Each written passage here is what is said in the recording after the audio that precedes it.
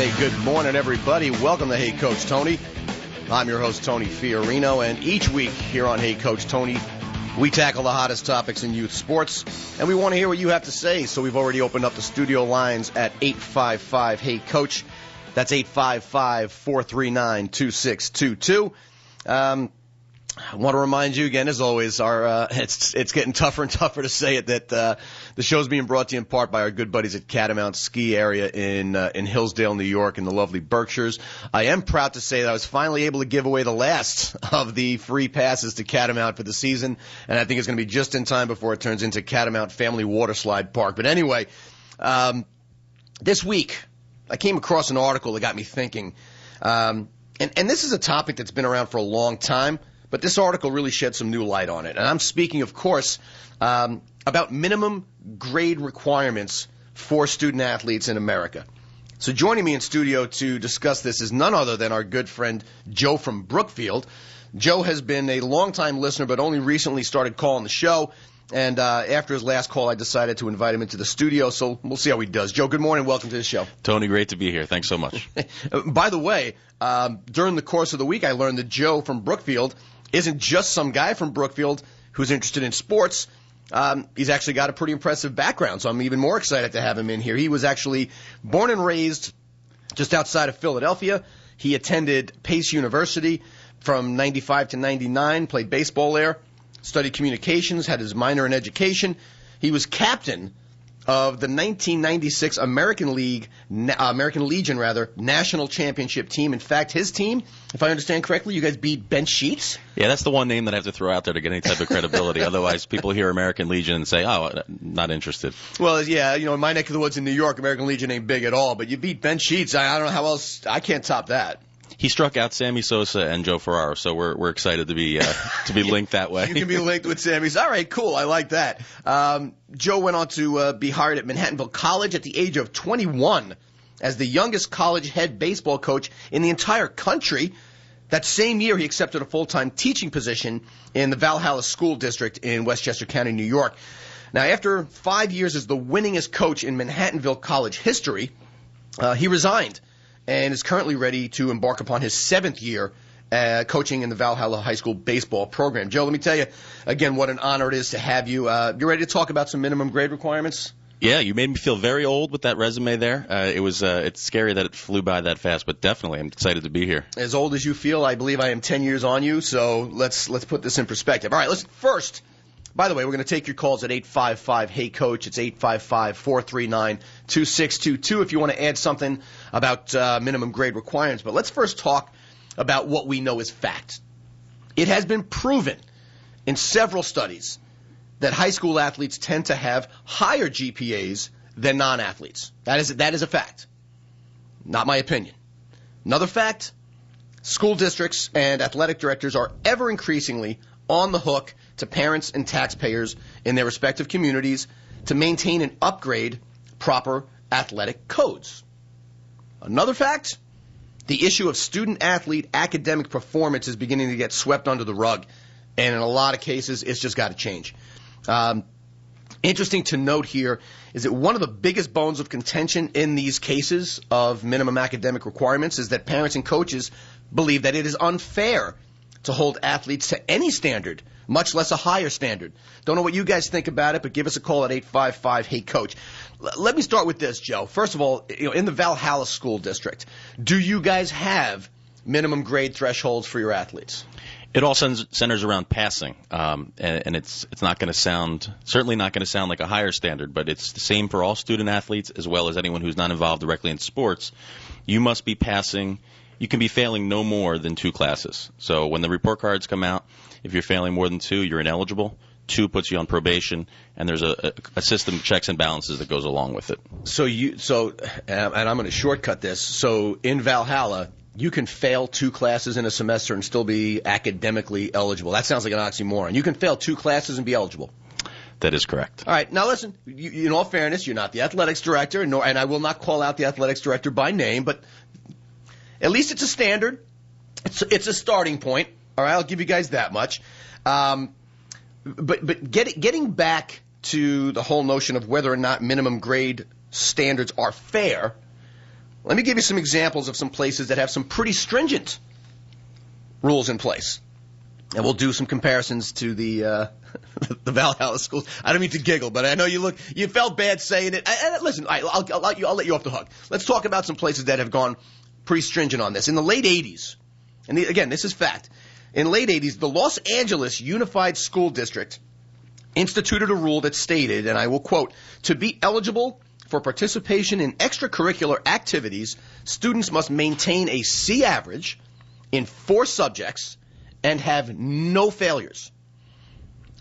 Now, in 84, the entire state of Texas, pretty big place, they introduced a no-pass, no-play rule that stated simply enough that athletes could not have any failing grades whatsoever if they were to participate in any sporting activities. Now, Joe, California and Texas, 2 places where high school sports, pretty big deal. Let me ask you this. Based on them instituting these rules, you got any idea what happened to a lot of the student athletes based on these rules going into effect? My gut feeling says they're going to probably rise to the occasion, but I would be very interested to see what happened. Well, I will give you a lot of credit because most people will have a knee-jerk reaction and say, well, you raise the standards, of course there's going to be kids that are going to fail, and then it's going to ruin their sports program. So, initially, you're part right. Initially, a lot of students became ineligible. And naturally, the coaches and parents, they went nuts trying to get these rules changed back. The good news is the administrations held firm with these rules because they knew it was a long-term benefit to the kids. Let me ask you, I'll ask you this. What do you think about the parents and coaches and their knee-jerk reaction to, hey, some kids are now ineligible, we want to change this? What's your initial thought on that? I feel like the first conversation of the year after the team is selected is always something like, athletes are held to a higher standard. On this team, you must represent us inside the classroom. On my teams, we always talk about the priority system. We do family, school, and then baseball a distant third. It kills you to say it, but that's the absolute truth of the matter. So I feel like that's something that's echoed time and time again. Coaches are obviously in a difficult position where you want to say, we are holding you to a higher standard. Sure. But legally and in accordance with school policy, you can't do it. I think hang on a second. I'm not sure that is true. Legality, I don't know. If there's a lawyer out there that's calling and you don't get pissed off at all the lawyer jokes I make, call the studio and let us know, because I know that there are coaches who will say, hey, you know what, the school's got a 2.2 minimum grade average requirement, but you want to play on my team, I want a 2.5. Now, I don't know if you can kick him off the team, but you can sure put him on the bench. Yeah, I don't have a lot of experience with that. It doesn't come into effect too often at the JV level, but I will say that I can't imagine that conversation with the athletic director going well, where you say, why isn't Jimmy playing? Because he doesn't have the 2.5. It sounds great in theory. I think that's one of those things. Maybe legal was the wrong word, but in practice, practicality, I understand what you're saying. I see it being a nightmare in some ways. Well, interestingly enough, as you had alluded to when I first asked you the question, after all that static over something that the kids had to, was clearly done in the long-term best interest of the kids. How long do you think the coaches and kids had to endure this hardship of ineligibility? I'll tell you, I'll give you the answer to that one. In a matter of 2 years, just 2 years, in both of these cases, the percentage of students who were ineligible had returned back to the same exact levels as they were before the rule was put in place. So what does that tell you? I think it's great. I think it sounds great. I think that you're right. You have that dip right away when you initially put into new change. But I have to say that, the Valhalla policy, I haven't extensively researched the county, but I would say that it seems very consistent with what other schools are doing in terms of treating student athletes the same as regular student body. So I think it's a difficult thing to just – I tell you, when you threw that policy at me, I said to myself, I'm going to write this out and I want to look at this. And it seemed high. And the only variance that I really found was that some schools, if you fail 2 classes, you're ineligible. Yep. Instead of 3. 3 seemed a little high, but I didn't come across a lot of minimum requirements where the grade point average had to be a certain level. And you're not alone. I'll tell you what this little exercise showed me, and it showed me what we all know. If you're a coach, or former athlete, current athlete, whatever, what do we know? You put challenges out there for athletes. And for the most part, they will do what they have to meet those requirements on and off the field. And they proved it. In just 2 years, it was as if that rule had never been put in place, at least percentage-wise. All the kids raised their grades. So in a lot of cases, some of these athletes are saying, what can I do just to skate by? But guess what? You raise that bar, and they're going to have to skate at a different pace, and that's important. Now, the study that, by the way, 855 Hey Coach, is the number here in the studio. That's 855-439-2622 if you want to talk about your own minimum GPA requirement in your school system or tell me I'm full of it or whatever. But this study that I keep alluding to, I'll give you a little more background on it. This study randomly selected 125 high schools across 48 of the 50 United States, and they basically compared their requirements for eligibility. Now, the focus was on 4 specific academic eligibility areas. 1 was minimum individual GPA for the athletes for eligibility. 2, as we talked about earlier, is the maximum number of Fs, or failing grades, that an athlete can have and still be eligible. 3 was the time frame for suspension for the athletes that did not achieve the minimum requirements. And 4th, whether or not the school followed individual state association guidelines for academic eligibility. And you touched on that, and we're going to get to that one in a bit. But before we get any further, I want to start on the first one here. Let's talk about minimum GPA requirements, and we started touching on it a little bit. In these 125 schools that were surveyed, the minimum GPA for eligibility ranged from, on the low end, no requirement whatsoever, to, on the high end, I think 2.5, which I believe is a C+. All right, so just to put it in perspective, when I was in school, 2.5 was a C+. Some of the schools didn't include a GPA, but they did require a percentage grade for all their classes, something like, between a 60 and 70%. Here's what I found interesting from the study. Many of the schools in the study have indeed considered including a GPA in their academic standards for eligibility, but guess who strongly opposed this move? I'm scared to say that it might be the parents. Well, that was my first guess, too, and you and I would both be wrong. The number one area of kickback for instituting a minimum GPA for athletic eligibility came from the coaches. That was really disheartening. The coaches were the ones saying, not fair that the athletes have to have a minimum GPA. I didn't get it. I still don't quite get it. I'm used to the parents being whiny little brats, not used to the coaches doing it. But of these, getting back to the study, of the 125 schools included, only 31 schools instituted a minimum GPA for eligibility. That's a very tragically low number. But you want to hear something more shocking? Only 19 had a GPA requirement of 2.0 or above. Do you feel like the coaches that are opposed to it, and this isn't necessarily my argument, but the counter argument I can see would be, what about Susie in the play? Does Susie, who has the lead in West Side Story, also have to have a 2.5? Using the word equity. Now, we did start the show with talking about higher standard. You and I, both athletes once upon a time. We coaches now, we want to hold them to the higher standard. But can you see another coach saying, we're trying to have equity across the board here, and in a sense not punish a kid who struggles academically? And I think, just some of it is also natural fear that the coach would lose one of the best players. Mm-hmm. I don't think any coach says, I don't want to lose my best player if he's failing or if he's not meeting a standard, but we do have to look at all other students in the student body. I think that's a sound argument in most cases. I will tell you, just being a sports bigot, and I am, cop out. Because I personally, I'll look at guys, and I keep using Tony DiMatteo as an example. He's just an amazingly heralded, legendary football coach. He's a friend of mine. He's been on the show a number of times. Tony doesn't care what anybody else is doing. Tony gives each of the kids a planner. He says, if I catch you in the hallway and you don't have your planner, you're going to sit. If your homework isn't written in that planner, you're going to sit. And if you dare say, well, what about Susie in the school play? He'll take your planner and he'll hit you repeatedly over the head with it until you realize what a stupid question that was. Now, it doesn't mean youth feel that way. It's actually a very good point, and I'm sure that's one of the parts of that argument. No question about it. And we're going to talk about more of that in just a second. But before we go, we have to go to break for a quick second here, and I just want to remind you, and I believe not the last week, but we're really coming up on this New York City Half Marathon, and we at the Hey Coach Tony Show are very proud that we're working with the Boomer Esiason Cystic Fibrosis Foundation. We're sponsoring a runner in the New York City Half. As you probably know by now, our runner is none other than cute little Mrs. Hey Coach Tony. She bravely stepped up to put her cute little butt in jeopardy, all for the benefit of kids who are stricken with this horrible disease. So far, she's raised a lot of money. I'm very, very proud of the amount of money that she's raised. Several supporters of the show, sponsors of the show, have also stepped up. And in return for their support, I'm going to give them some recognition here before we go to break. If you want to help us with a donation, just email me at heycoachtony@gmail.com. I will put the link back up on the Facebook page at heycoachtony.com as well after the show. But so far, we want to thank our friends at sportssignup.com. If you need to automate your youth league from collections to registrations to officials and everything in between, you go to sportssignup.com.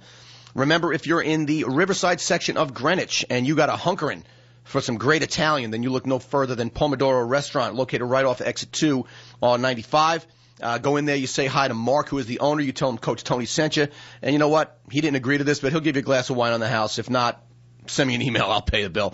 Also, the Outdoor Sports Center of Wilton, Connecticut, fulfilling all your outdoor needs for decades.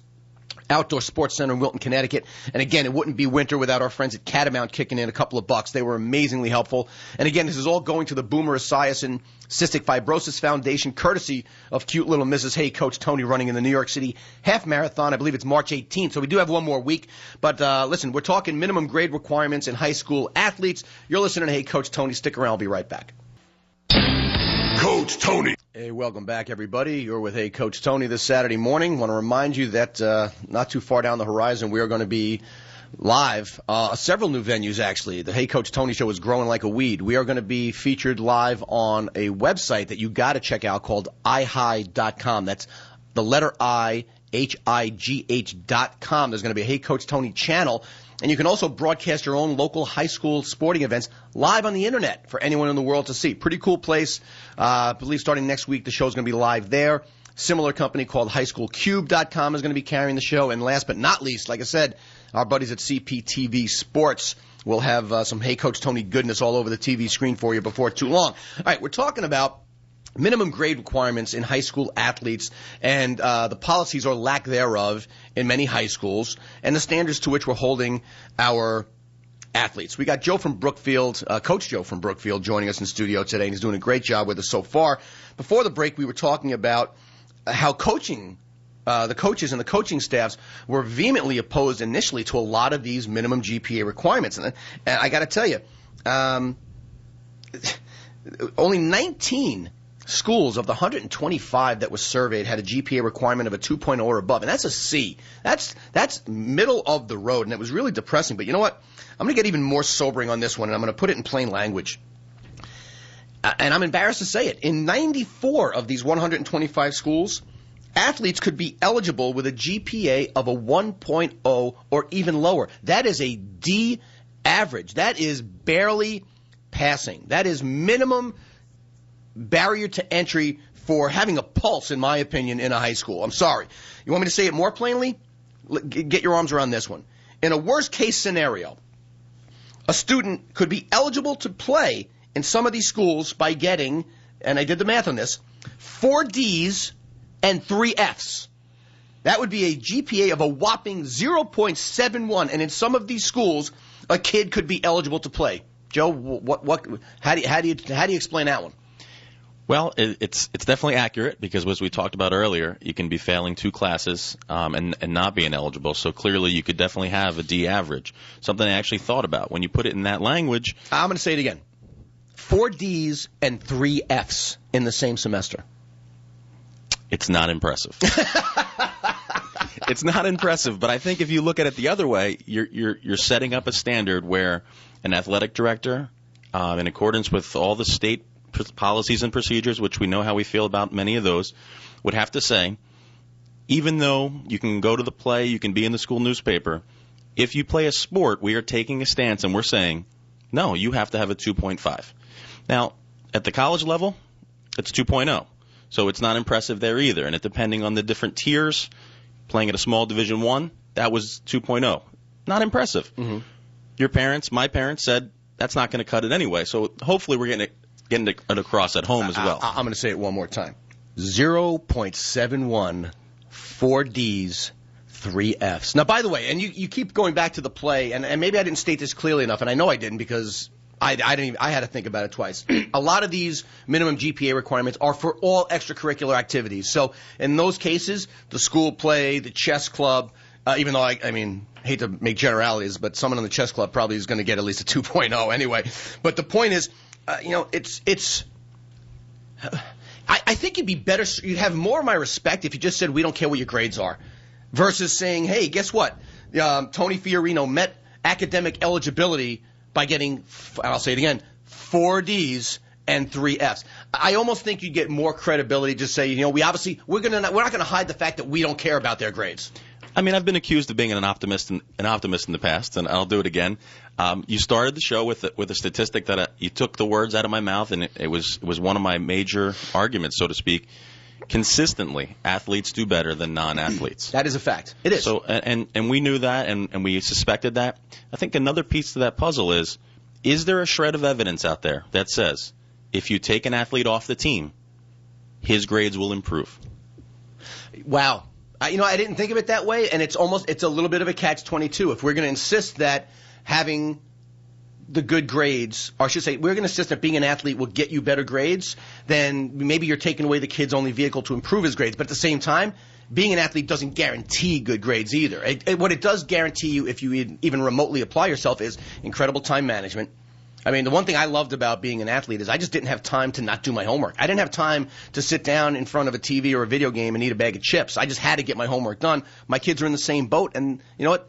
They do have good time management skills. Now, we're going to talk in a little bit about this isn't just a punishment. There's a rehabilitation purpose behind all this, too, and we're going to get to that in just a minute. But on the upside of this equation, I do want to say that the strictest of the schools, and I said this earlier, required a grade point average of a 2.5 and no Fs. So there's hope. There's hope. We're not doomed as a society, at least not just yet.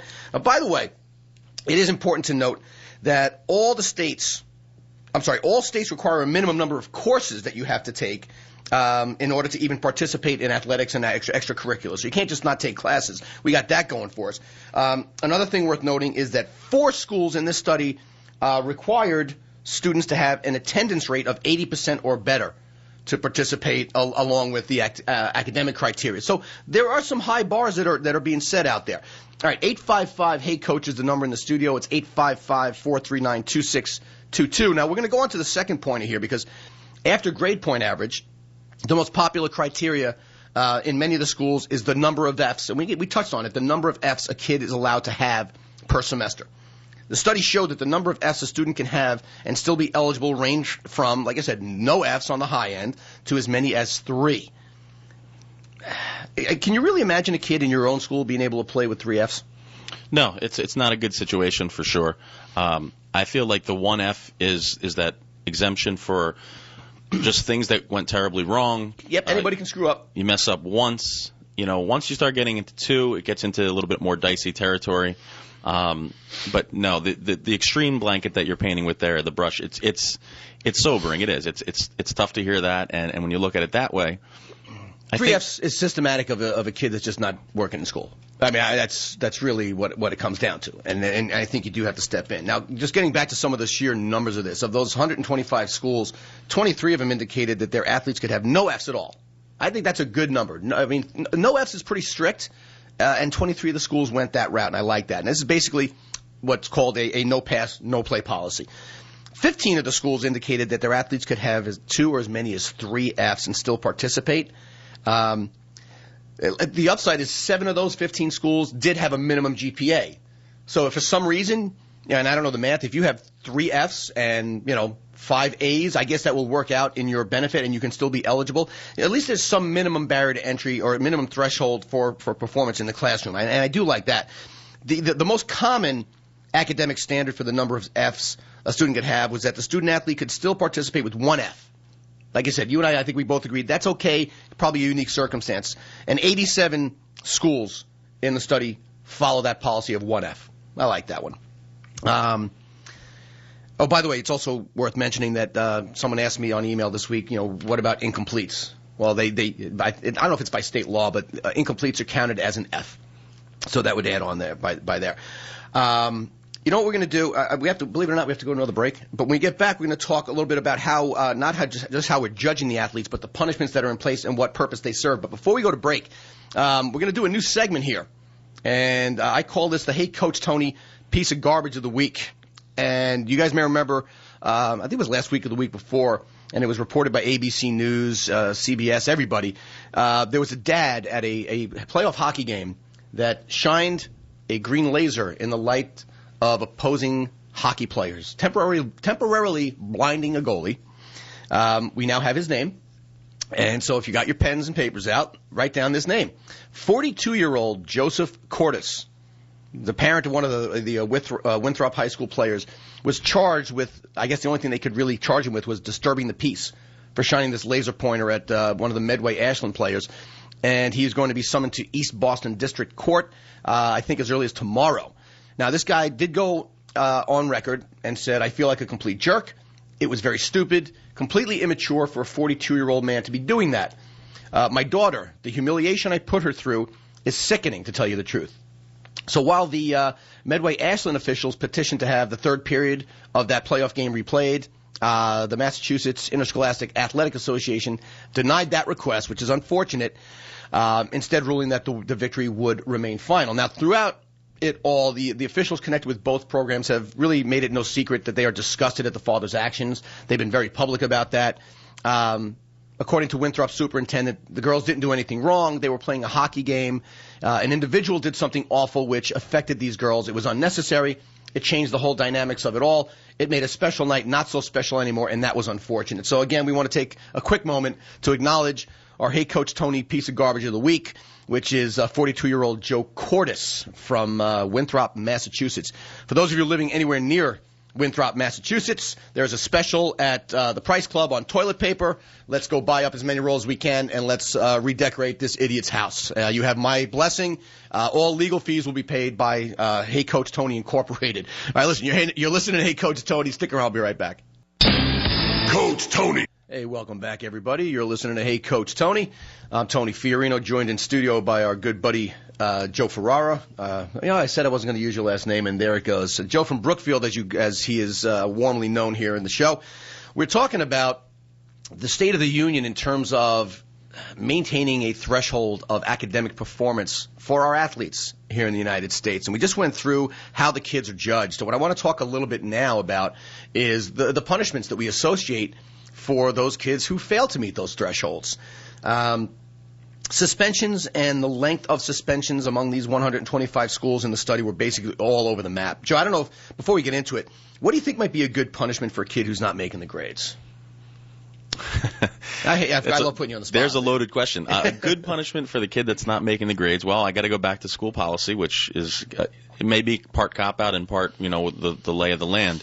I know that where I'm working, it's a probation period, meeting with teachers. There's a checkpoint system where you have to meet with each teacher once a week. They give notes on homework, different categories. And a piece that I didn't mention earlier is if you have 2 Fs, the next, I think it's a 5-week period, when the next grades come out, we have a diagnostic and then a quarter grade, you can no longer have 2 Fs the next time, or you will be ineligible even without 3. So it starts at 2, and you must show improvement. So, I mean, in terms of punishment... During that, by the way, during that probation period, is the kid suspended, or is he still eligible? Probation with two failures. So he's still eligible. He's eligible, okay. Yes. Yeah. The piece that I go back to is I don't know if there's any evidence out there that if I take the kid off the team, he's now going to spend that extra 2 hours studying. That's to me fantasy land. I think a kid is going to say, what do I do now? I get back to my 12th graders. When I teach seniors, one of the pieces that I get once in a while is an athlete who says, I'm going to go to college next year and I'm just going to concentrate on academics. I don't think I'll have time to do sports and academics. And I think that's a rarity. I think the more likely scenario is for 4 years, you've been balancing academics and athletics. Mm-hmm. I think when you go onto the college level, if you've been recruited and they think that you're ready to handle it, I think it's more of a mistake to drop the sports in that scenario. I personally found the transition to college athletics and balancing schoolwork a lot easier. I got to tell you, that's the best part. Kids, especially my kids that are young, when I tell them what your class workload becomes as you get older, they don't realize that you're left to your own devices a lot more. Your time in the classroom is a lot less. Your day-to-day hourly workload goes down dramatically. For the kid that doesn't like class, that they hate to be in class for that 40-minute block, that they work well on their own, it works out tremendously well. The biggest decision you have to make is you have to go to class, and then you're working on your own the rest of the week. Now, that's easier said than done. Well, that's why freshman year is usually a sobering experience, and that's true. But because there's a rehabilitation part to this. But what if I told you suspensions range from 1 week to half a school year? Wide range. Wide range, and it may sound a little harsh, but you got to keep in mind any kid who became ineligible had different ways to get their eligibility back. It's not just a punishment. It's a punishment with a purpose. 12 schools in this study had weekly grade checks so that if a student would bring his grades back up to passing, the kid could be eligible in as little as 7 days. So it's not about saying, well, in other words, the bogey's out there. You're suspended for half a year, or as early as 7 days if you get your grades back up. That's motivation in my mind. Now, along those lines, 56 of the schools issued suspensions of 3 weeks, 15 school days, or 21 calendar days. They're all different, but they're all the same. All right. Students who were put on probation became eligible at the end of this time period only if their grades, again, met the minimum requirements. Now, that seems a little more fair, correct? Yeah, the 7-day piece is interesting if you're going to go ahead and say that we are going to have a minimum grade. See, I didn't even think of that. That's a situation where we have, for athletes, a minimum grade point average of 2.5. If you drop below it, you get one mulligan. It's a 7-day period, and now you're back eligible. If the penalty is just that you can't be failing more than 2 classes, then the 7 days becomes laughable. You can't do the checkpoint that short. That's why I think minimum grades it's an ongoing metric that you can gauge week to week. You really can do that, or worst case, month to month. Now, the schools with the strictest penalties gave out suspensions that lasted the entire grading period, ranging from 6 weeks to an entire semester. Again, if you want to chime in on this, 855, hey coach is the studio line. It's 855-439-2622. Getting back to the study, though, it outlines some very innovative ideas on how high schools are dealing with academic suspension. So, the ones I liked were the weekly grade checks that we discussed. There are some other ones. And, you talked about, is a kid going to take that time off and go study? Well, guess what? You can make them. One school, I shouldn't say one school, a couple of schools had this notion of having the Honor Society earn some of their credits by running study halls for the athletes. I thought that was a great one with a sign-in sheet. I think that was great. Peer group where you know what? You're going to have your opportunity to study. Whether you ultimately do or not is really up to you, but you're going to darn well be in the study hall.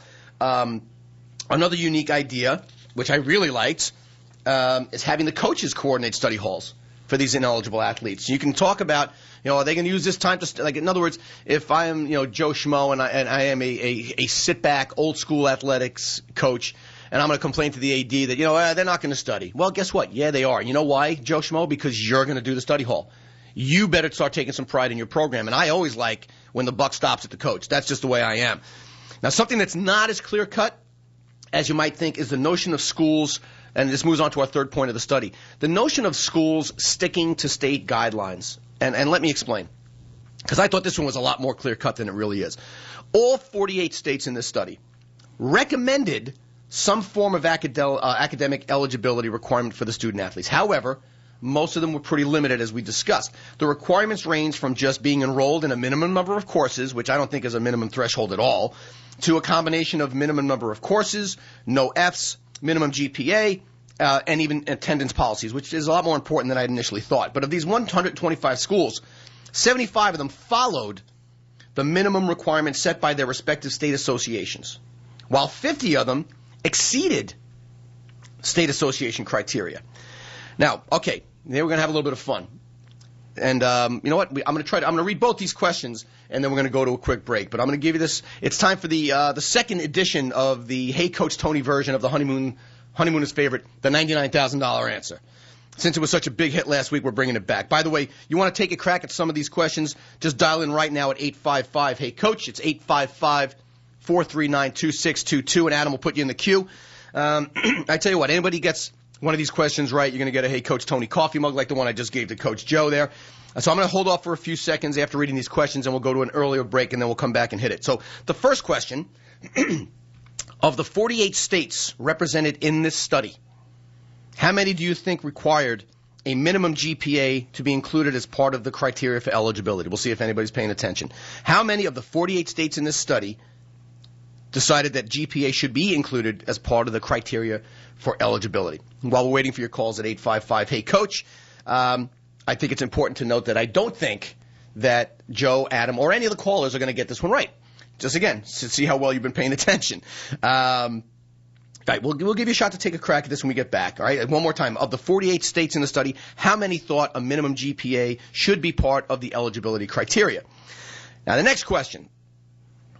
Of the 48 states in the study, in how many states did all the high schools in that state follow the rules specifically set up for eligibility by the state associations? That's a tougher question, and again, you're not going to get it right. Just call and take a guess at 855-HEY-COACH. Of all the 48 states in the study, how many states had every one of their schools specifically following the guidelines set up by the state associations? All right, 855-HEY-COACH. It's 855-439-2622. Anybody gets that one right is going to get themselves a Hey Coach Tony coffee mug. And I think you're going to be a little bit shocked and intrigued by these answers. Adam, we're going to be going to a little bit of an early break. We ready to rock? We're good to go. All right, man. You listen to Hey Coach Tony. Stick around. I'll be right back. Coach Tony. Hey, everybody. Welcome back to Hey Coach Tony. I'm your host, Tony Fiorino, joined in studio by our good friend Coach Joe from Brookfield by means of Valhalla High School in Westchester County. Having some fun this morning talking about minimum grade requirements, and if it's not clear to you at this point, it will be very soon that we are dropping the ball. I think there's no question that in general terms in the U.S., we are dropping the ball in terms of holding our student athletes not to even a higher standard, just hold them to that title, student athlete. I can be corny and say student first, athlete second. But let's just stick to the reality. We're not raising the bar. And in instances where the bar is being raised, guess what? The kids are meeting it or exceeding it. Don't quit on the kids. Hold them to a higher standard. Let's see what they do rather than just let them skate by. All right. We're going to get to the segment that I like to call the $99,000 answer. You honeymooner fans are loving that. But, okay, we're going to get back to the first question. I'm going to give Adam first crack at this. So I'll repeat the question if you guys – oh, wait a minute. You know what? I tell you what. I'm going to repeat the questions, and we do have a caller that I have to go to the callers first, Adam. We got to pay the bills. But the first question is, of the 48 states represented in the study, how many think a minimum GPA should be part of the criteria? Second question is, of those 48 states, in how many states did all the high schools in that state follow the rules specifically set forth by the state associations? I believe we have Jeff calling in on line 3 from Monroe, Connecticut. So we're going to go to Jeff. Jeff, you're on Hey Coach Tony. How you doing this morning? Good. I think about 100% of them schools would follow that criteria of having a GPA to be qualified to play for sports. I think that's the ultimate goal is education, not the sports. I mean, that's the whole idea, isn't it? You are preaching to the choir. I will tell you, I'll give you one hint. And neither of these questions is the answer 0 or 100%. Now, I wish it was 100%, Jeff. I got to tell you that. Let me ask you a question, Jeff. Do you coach? I just coached kids, young kids. I don't coach. Don't say it like that. Hey, coaching kids is the toughest job of all. I got to tell you. So you got my kudos. Let me ask you a question, Jeff. Is this your first time calling the show? Yes, it is. You enjoying the show? I love it. All right, tell you what. I love first-time callers. Take down my email, and I want you to send your address to heycoachtony@gmail.com or go up on the Facebook page. You know what? I just love your demeanor. I'm sending you a coffee mug. Oh, right. All right, and I want you to drink from it with pride, my man. And please, continue to spread the word to Monroe, Connecticut on our behalf. Thank you very much for calling. Unfortunately, you get nothing for that answer, but I do love the way you're thinking, my friend. I hope you have a great weekend. Thanks a lot. You too. You too, Joe, over there. Thanks, Jeff. There you go. All right, so listen. Obviously, the answer is not 100% of schools believe in the minimum GPA requirement. Adam, you care to chime in with your guess? Definitely. I'm going to give a stab at this one. I'm going to say... By the way, it's not the first one is not percentage. Okay. It's the number of schools. Right, number of schools. So I'm going to go with 15. 15. 15 states think there should be a minimum GPA. Yeah. No. You're very wrong. Very wrong. Joe, your chance to salvage Valhalla School District and the good people of Brookfield. Of those 48 states, how many think a minimum GPA should be required?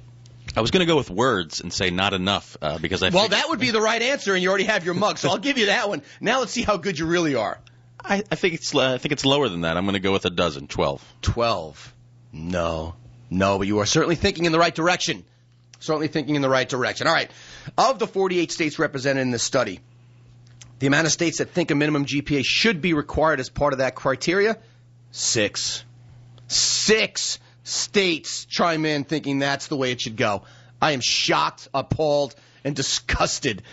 I mean, I'm not getting it. I got to tell you, when I first when someone first proposed doing the show on this topic, I'm like, this is going to be boring. I'm shocked. I'm really shocked. Don't you think one of the things, though, and I gotta say, I try to look at things from different angles, every perspective. If you look back at it and say, is a school, and someone that's in a school, it's my 13th year, day-to-day stuff, I'm trying to figure out a way where they could monitor that. It would be a slow, painful policy change where they said, we're going to go to a minimum GPA. So I can see why they haven't done it. I know you mentioned the states like Texas and California that have done it. And it worked. I wonder sometimes about population, if it's different. I wonder what schools they're talking about. Well, again, the study is just random schools. And again, in the case of Texas, you can talk population. It was a statewide initiative. I mean, that is a big deal. All right, listen, but I want to talk more about that, but I do also want to get back to the phones here because I believe we got Steve from Putnam who's calling in. Steve, we'll take a crack at how many states exist where all the schools follow the guidelines set forth by the state. Hey, Steve, you're on Hey Coach Tony. How you doing this morning? Hey, Coach Tony, love the show. You guys rock, man. We rock? Do we officially rock? Official. It's official. I'm loving Coach Joe, too. It's a great thing. Awesome. Well, Coach Joe's been a great guest. So let me ask you this. You want to take a crack at this second question? Of the 48 states that were surveyed in this study, how many of those states had all their high schools follow the rules specifically set up for eligibility by those state associations? That's tough. I'm going to say 10. 10. Not a bad guess. Not a bad guess, Steve. By the way, I got to ask you now, too. When I saw Steve, I thought it was going to be our buddy Steve from Katona, who's been a loyal fan of the show. This is Steve from Putnam. Is this the first time calling the show? It is, Tony, yeah. Dude, all right. Are you digging the show? I know we rock, but are you digging it? Yeah, I like it. I think you guys cover some really in-depth issues, and it's a good show, and it seems like you guys have all your bases covered. I mean, I don't know how many other people are doing a show like yours, but I really do enjoy listening on Saturday mornings. I tell you what, you keep spreading the word, and you know what? You send me an email at heycoachtony@gmail.com. I'll give you a mug, too. I'm just giving away – you know what? By the way, you know why I'm giving away the mugs? There's a guy who did a caricature of me. If you've gone to the Facebook site, I got a new mug, no pun intended, and I've got like a whole bunch of new mugs coming in. So I'm cleaning out stock. So Steve, even though you and Jeff got the answer wrong, you're both getting mugs. So I appreciate you listening to the show, man, and keep spreading the word. Oh, thanks so much. All right, man. All right, so this time we're going to go to Joe first, and then Adam will have his chance to redeem himself. Adam, you work for the show, man. You got to do a better job. My daughter Sophia was the only one who got a question right last week, and now you guys are coming up empty here. I know. Joe, of the 48 states in the study, how many states had all their schools in compliance with the minimum requirements set forth by the state? 0. Now, didn't I just... Oh, you said there was no zero. Didn't I just say none of them were 0 or 100? Yes, you did. And you teach in God save the kids in Valhalla. You teach there too? I do, absolutely. God. All right, anyway, I got to give you another shot at it. I mean, I can't give you another answer besides 6. I went with half a dozen this time again. All right, so Steve said 10. You say 6. I will tell you that another good guess. Unfortunately, sir, you are wrong. You lose. You get nothing. Good day, sir. Adam, you want to save the show? All right, I'm going to save the show save here. me. What do we got? 9. 9. No. Oh, damn. Well, again, in all fairness, I told you I wasn't expecting you guys to get any of those right, and I will tell you that closest to that is our good friend Joe. Oh. The answer: there are only 4 states. Only 4 states that where every school, and obviously Texas being one of them, followed the guidelines set forth by the state. Now, I got to tell you, I had to go back and make sure I was reading that one correctly. Only 4 states had all their schools adhering to the state guidelines. I don't know. In all other cases, this is where it gets funny. Individual schools develop their own participation policies with varying terms of accountability. In fact, in Ohio, the state association guidelines recommend that the individual schools set their own GPA requirements. Now, what sense does that make? Joe, I mean, am I the only one that thinks this is nuts, that the state is saying, you guys, individual schools, you figure it out on your own? Well, you know, the way you word that last part of it, I can understand it, because what's happening is you're saying, all right, Valhalla, there's a state guideline, but we are leaving it up to the schools to decide if you want to deviate from that. Now, I wasn't aware that you can go below what the state recommends, or is what you're saying that the state doesn't even have a minimum in that case? No, the states all have their guidelines that they suggest. And again, suggest is the weakest term imaginable. But like I said, in only 4 states did all of the schools adhere to those guidelines. And by the way, my first reaction was the same as yours. All right, your school, you want to set higher standards, lower standards, it's up to you. But let me explain why that is the dumbest thing ever. Because it took me a while. Matter of fact, I woke up at 3 this morning. I rolled over and said, wow, here it is. And if you buy that, I got a bridge for sale. But anyway, the point is, think about it. Valhalla. Valhalla is playing White Plains next week. You could have 2 schools anywhere in this country right down the block from each other where one school has a kid majoring in finger painting and failing at that, and he's playing, while the other school has an ineligible kid who has a 2.4 GPA where the school requires a 2.5. I'll say it again. Joe Fingerpainter, I'm sorry to say Joe because you're in studio, but I'm not taking a shot at you. Joe is a very common name, okay? So Joe Mongo is taking finger painting and failing and scoring 25 points a game, where Tony Brainiac, wow, what a coincidence, I'm the smart guy, has a 2.4, but I'm ineligible because my school decided to hold a higher standard. Now you got 2 teams playing against each other in a very unfair, unbalanced fashion because we're following different guidelines. But I feel like that's a scenario where it's a reason why one athletic director wouldn't raise the bar. Because if everyone else is doing it. Here's where it is, and I like that you're being contrarian. Instead of saying that's why you'll have an athletic director who's not raising the bar, I would look at the other way and say it's upsetting that he's not. In other words, don't penalize the guys for raising the bar. Penalize the guys for not raising the bar. Absolutely, but the only effect that's going to happen is they're going to be penalized in wins and losses. Now, if they come out and say we're not worried about wins and losses, we're raising the bar, then you can't have it both ways. You can't then complain when a school beats you by using policies that are lower than yours. I guess, like I said, I just think that in cases where they push it to the individual school, you just have. I guess I just don't see that it's fair.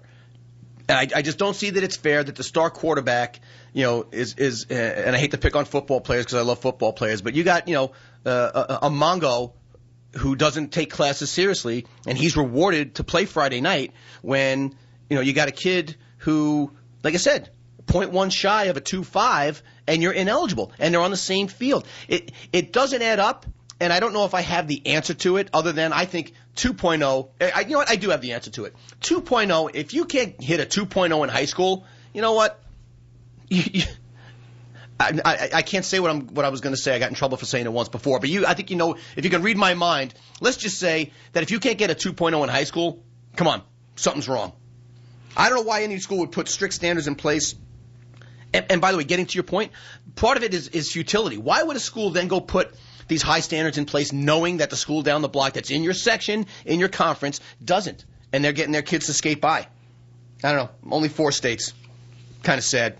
By the way, I think it's important. We did get one email from one of the athletic directors. I don't know if you remember Eric Swallow from Southington High School. He was a great guest on the show. He was here a couple of weeks ago. And he wrote in and said, Tony, the CIAC has eligibility standards that you can access online. At Southington High School, we adhere to the CIAC standard. If a student athlete does not meet that standard, then they're placed on the ineligibility list and cannot practice or play until they've raised their grades. There is no slide at Southington High School. In respect to other school districts, some do have higher standards. It depends on the district. I would suggest referencing those for your show. Eric, that was a great concept. I had no desire to go do additional research, but anybody else who's interested can go to www.casciac.org. Folks, what's becoming clear, by virtue of this study, what's becoming clear is that only a small percentage of high schools in this wonderful country of ours has a minimum GPA requirement for athletic eligibility. The sad part is that the schools that had minimum standards, I mean low standards, they justified these standards by stating that athletics keeps kids in school. In other words, if these kids weren't eligible to participate in sports, they would drop out of school. I don't know what you think about that, Joe, but there's truth to it. Yeah, but there's truth to it, but guess what? So the point is, if we don't allow them to get crappy grades, they might drop out? No, Wait, hang on. What's the difference between dropping out and having a truly worthless piece of paper in the form of an empty diploma? I mean, either way, in the long run, not much. But I mean, to have the actual diploma, obviously, I think speaks for itself. I mean, I'm not going to give a kid who skates by the quality of education, obviously, but it's certainly going to benefit him to say that he's a high school graduate on a real basic level. Yeah, but either way, whether the kid drops out or skates by with a .71 in some of these cases, they're not going to get into anything resembling a decent school. No. They're not going to get anything resembling a decent job. So if that's your best argument as a coach or an AD, why not let them drop out and start their crappy jobs? Hey, Joe's Car Wash is hiring, guy. McDonald's needs somebody on fries. Get them started now. At least they'll put a couple extra bucks in the bank instead of wasting our time and our tax dollars. Yeah, I think Eric said it best in that email, though. I mean, if you just substituted Eric's name for a number of other athletic directors in Connecticut and certainly in New York, I think it would make as much sense. We follow the standards. We don't have a minimum grade point average, but we do have minimum requirements. I think that's something to look at that way. Well, I got to tell you, Joe, it was a real pleasure having you on the show. You've always been a great caller. You've been a terrific guest in the studio. You are certainly welcome back anytime. Hey, folks, we haven't solved this one, but I hope we shed a little bit of light on it. Minimum grade requirements for our student athletes. I think we're dropping the ball. Hey, listen, be sure to join me every Saturday at 9 a.m. for Hey Coach Tony on 940 and 1510 ESPN Radio. Hope you guys enjoy the rest of the weekend.